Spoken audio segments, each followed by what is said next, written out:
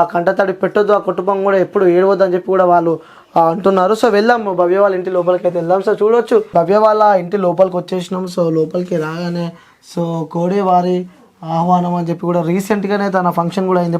1 year అవుతుంది అన్న. 1 year function చేసినాం. అప్పుడు కూడా అంత ఫుల్ యాక్టివ్ అన్న ఆమె. మేము కూడా అంత యాక్టివ్ ఉన్నాం. మా మరదలు భవ్య చాలా యాక్టివ్ ఉంటది. ఎప్పుడు మాట్లాడినా నేను వచ్చినప్పుడు నార్మల్ కలిసినప్పుడు స్టడీ ఎట్లుంది భవ్య, ఏంటి భవ్య ఏం చదువుతున్నావు ఏంటి అనేసి పక్క వచ్చినా అంటే స్టడీ గురించి అడిగేది. మొన్న కూడా సంక్రాంతికి మేము అందరం వచ్చినాం. చాలా రోజులు అవుతుంది కదా కలవక అనేసి మామయ్య వాళ్ళందరూ ఇక్కడనే చేసుకుందాం పండుగ అనేసి మమ్మల్ని అందరినీ పిలిపించినారు. అందరం ఇక్కడ చాలా హ్యాపీగా ఉన్నాం, డ్యాన్స్ వేసినాం, అంతా ఉన్నాం. అడిగిన స్టడీ ఎట్లా ఉంది భవ్య ఏంటి అంటే స్టడీ బాగుంది అక్క, అయిపోయింది సిలబస్ అంతా అయిపోయింది, మళ్ళీ రివిజన్ స్టార్ట్ చేసినారు అక్క కాకపోతే అనేసి అంతా నార్మల్గానే ఉందన్న. చాలా హ్యాపీగా ఉండేది. కాకపోతే మేము పెద్దోళ్ళం చిన్నోళ్ళం అది కూడా చూడకుండా తనకి ఏమైనా ఇబ్బంది అనిపించింది అంటే కరెక్ట్ మాతను కూడా క్వశ్చన్ చేసినట్టే మాట్లాడేది అంతే తప్ప వీళ్ళు పెద్దోళ్ళు లేకపోతే వాళ్ళు వీళ్ళని అస్సలు భయపడదు. అందుకనేసి దాని మీద కూడా కొంచెం వాళ్ళ అన్నని కొంచెం మంచిగా చూసుకుండేది. మేము చూసుకోవడం అంటే వీడ ఎట్లా ఉన్నా మేము ఎన్నన్నా పడతాం, వదిన అనేసి అట్లా ఎన్నన్నా పడతాడు, మంచిగా ఉంటాడు. తను అట్లా కాదు, వదిన అయితేంది ఎవరైతేంది అనుకుంటా అంటే ఒక మాట అంటే పడదు. ఇంకోటి ఏదన్నా న్యాయం ప్రతి దానికి ఇక్కడైనా బయట అయినా ఎక్కడైనా కొంచెం తప్పుగా ఒప్పించిందని దానికి పక్కా క్వశ్చన్ చేస్తుంది. అట్లాంటి అమ్మాయి మాకు అసలు ఇది జరిగింది అనేసి అంటే అస్సలు నమ్మడానికి రావట్లేదు. ఇప్పటికి కూడా ఇంట్లో అది నమ్మడానికి లేక అప్పుడప్పుడు భవ్య అని పిలవడం, మళ్ళీ అరే లేదు కదా భవ్య అనేసి మళ్ళీ నార్మల్గా మళ్ళీ అయిపోయి అప్పుడప్పుడు ఎవరైనా పిలిచేటప్పుడు కూడా ఇంట్లోకి రాగానే ఏదన్నా భవ్య అని పిలుస్తుండే, ఇంట్లోకి రాగానే భవ్య అనేసి పిలవడం అన్న అసలు నమ్మడానికే లేదన్న మాకు. అంటే ఫ్యామిలీతో కూడా షేర్ చేసుకోవాలని కొన్ని ఉంటాయి. సో వాళ్ళు మీతో కూడా ఎప్పుడైనా షేర్ చేసుకోవడం జరిగిందా? హాస్టల్కి వెళ్ళే ముందు నాకు ఇట్లా ఇబ్బందులు అవుతున్నాయి, ఇట్లా వాడెంతో కానీ లేకపోతే వీళ్ళతో ఇబ్బందులు అవుతున్నాయి అని చెప్పి మీకు ఎప్పుడైనా చెప్పడం జరిగిందా? ఇబ్బంది అని ఏం చెప్పలేను, చూడడానికి కూడా అట్లా ఏం అవుపించలేదు. మొన్న వచ్చింది కదా పండుగకి అప్పుడు కూడా ఏం కనిపించలేదు. ఏమని మాట్లాడింది చివరిగా మీతో? లాస్ట్ మీరు మాట్లాడిన మాటలేంది భవ్యతో? అడిగిందన్న, నేను డాక్టర్కి నీట్ ప్రిపేర్ అవుతున్నా దాని గురించి అడిగింది. సో అక్క నేను 10th అయిపోయిన తర్వాత ఏం తీసుకుంటా అక్క, ఇప్పుడు డాక్టర్ తను పోలీస్ అని ఉంటుండే, కాలికి యాక్సిడెంట్ అయింది, చిన్న దెబ్బలా ఉంటుంది, సో దానివల్ల తీసుకోరు కావచ్చు అనేసి మాకుంటుండే. తర్వాతకి మా అత్తమ్మకి డాక్టర్ అంటే ఇష్టం. సో డాక్టర్ అక్క ఏం చదవాలక్క, ఎట్లా చదవాలక్క అని అడిగింది. అడిగితే సరే భవ్య నేను ఫుల్ సపోర్ట్ ఇస్తాను నీకు, నువ్వు డాక్టర్ అవుదువు అనేసి అంటే సరే ఎట్లా అక్క ఏం చదవాలక్క ఏంటి అక్క అంటే ఇంటర్లో వైపీసీ తీసుకోవాలి, నీకు ఫస్ట్ అయితే 10th మంచి మార్క్స్ తెచ్చుకోపోవి, ఆ తర్వాతకి మేము చూసుకుంటాం, నీకు డాక్టర్ కావాలన్నది కదా పక్కా అవుతాను, మంచిగా అవుతున్నావు కదా 10th అయితే మంచి మార్క్స్ తెచ్చుకో అనేసి చెప్పినావు అన్న. అంతే, తనకి డాక్టర్ కావాలి, ఇట్లా హెల్ప్ చేయాలి అని బాగా ఉంటుండేది. అసలు మీరు అనుకున్నారా భవ్య ఇంత జల్దీ మీ నుంచి దూరం అవుతుంది అని చెప్పి? ఎట్లా అనుకుంటామన్నా, అసలు ఏదైనా హెల్త్ ఇష్యూ ఉండే ఏదన్నా అయితే అనుకుందాం కావచ్చు, వెరీ మంచిగా ఉంటాయి, హెల్త్ ఇష్యూ కూడా ఏం ఉండదు, అంత మంచిగా ఉంటాయి. ఎట్లా అనుకుంటామన్నా అంత సడన్గా పోతాను, మేమే షాక్ అయినాం అసలు, అవి ఎట్లా అయింది ఏమైందని ఇంతవరకు కూడా ఏంది. ఎట్లా న్యూస్ వాళ్ళన్నా మాకు న్యాయం చేసేది ఎక్కడ నుండి న్యూస్ పేపర్స్, న్యూస్ వాళ్ళు న్యాయం చేయాలి. ఇంతవరకు పెద్ద పెద్ద ఛానల్స్ V6 కానీ సాక్షి కానీ మొన్న ఎంత గలీజ్గా ఇచ్చినారంటే అసలు ఇక్కడ జరిగింది వేరు, వాళ్ళు తెలుసుకుంటూ లేదు ఏం లేదు, ఎంత ఘోరంగా 7th క్లాస్ పిల్లని అది అని తెలుసుకోకుండా పిచ్చిగా న్యూస్ స్ప్రెడ్ చేస్తున్నారన్న. మీ చిన్న చిన్న ఛానల్స్లో ఎవరు చూస్తారు, కొంతమంది చూస్తారు కావచ్చు, కావాల్సింది పెద్ద ఛానల్స్ వాళ్ళే న్యూస్ 7కి 8కి ఇట్లా వస్తాయి కదా అవి పెట్టుకొని చూస్తారు. చిన్న చిన్న ఛానల్స్ ఎక్కువ చూస్తారు అన్న, స్ప్రెడ్ అవ్వదు. వాళ్ళే అంత కలిసి ఇస్తే మిగతా వాళ్ళు చూసే వాళ్ళు ఏమనుకోవాలి.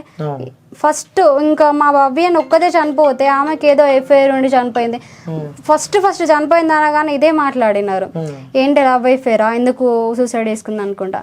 భవ్య ఒక్కదే చనిపోతే అదే అంటుండే కావచ్చు. ఇప్పుడు ఈ న్యూస్ ఛానల్స్ కూడా ఒక్కదే చనిపోతే కూడా అదే స్ప్రెడ్ చేస్తుండే కావచ్చు.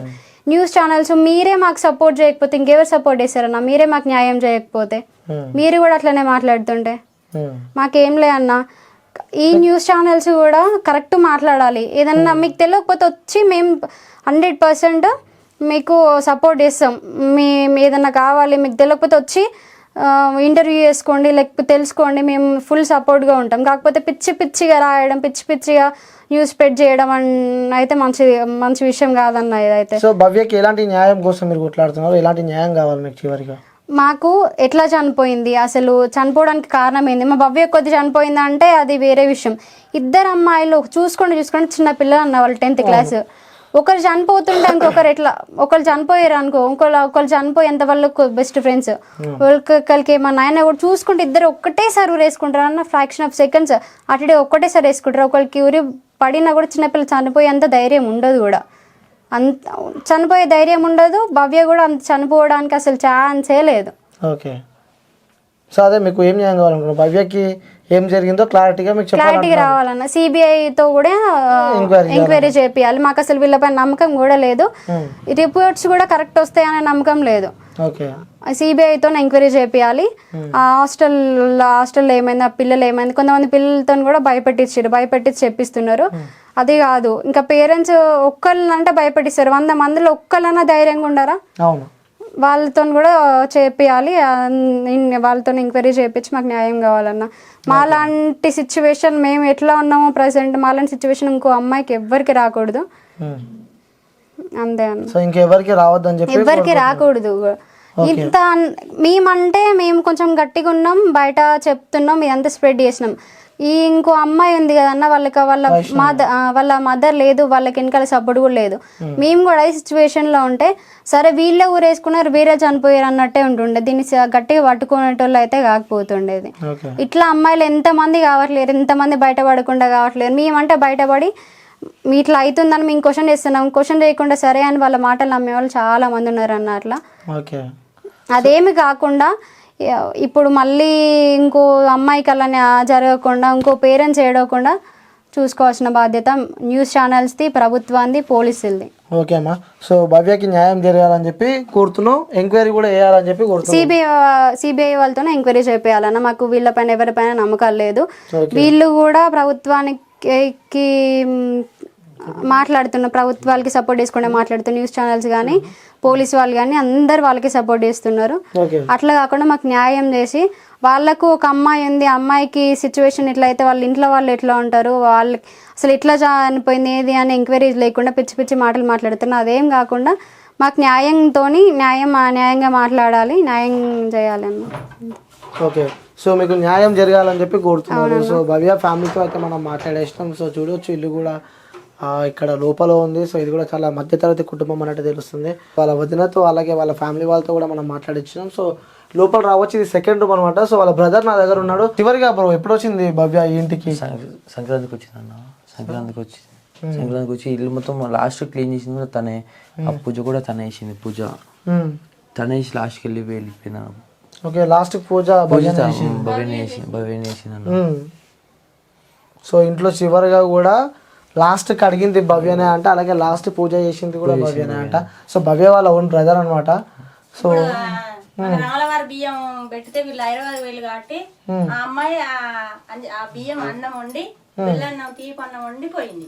ఓకే, సో తనతో చేసి ఆ దేవుని అత్యంతలు తీసుకొని అన్నం వండి ఆ దేవుని కాడికి పోయింది. సో చివరిగా లాస్ట్ కి అవే అంటే ఇక తర్వాత మళ్ళీ ఇక భవ్య రాదంటున్నారు. భవ్య రాదన్న. మాకేం లే అన్న, నాకు చెల్లె కావాలన్న. నిజం అని చెప్పాలి, నాకు చెల్లె లేకపోతే అసలు ఉండవు. అసలు ఇంట్లో ఉండాలంటే నాకు భయం అవుతుంది. అందుకని చెల్లెతో ఉండేటప్పుడు నేను ఫ్రెండ్స్ కూడా ఎక్కువ ఉన్నానన్న.